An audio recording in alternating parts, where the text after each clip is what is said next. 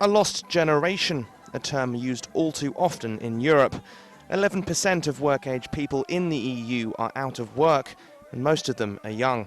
Many of the unemployed blame political leaders. Tens of thousands took to the streets in Brussels as the latest summit got underway. Inside too, jobs were top of the agenda. There will be an emphasis on the fight against youth unemployment. We've decided on a growth pact and the money is there, but it has to reach the young people in Europe to help them get jobs and still ensure we remain competitive and grow.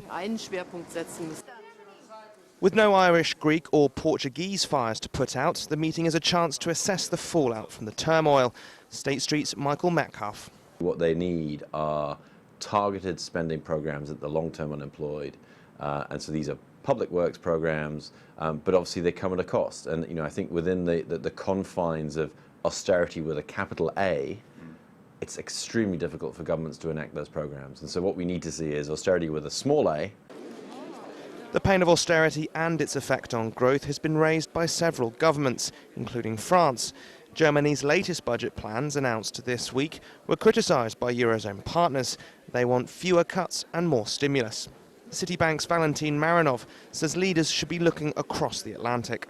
Well, interestingly enough, the Eurozone officials, especially the creditor countries, are still resisting calls for less fiscal austerity and more pro-growth policies. There seems to be very little movement on that from here, but I guess ultimately, if you wish, reason will prevail. Really, the US experience is quite attractive in that only gradual fiscal austerity accompanied by aggressive monetary easing is indeed delivering results. EU leaders have already vowed to spend €6 billion on youth unemployment. That's barely €100 for each young person out of work. One German economist recently warned unemployment in countries like Greece and Spain could lead to the collapse of the euro.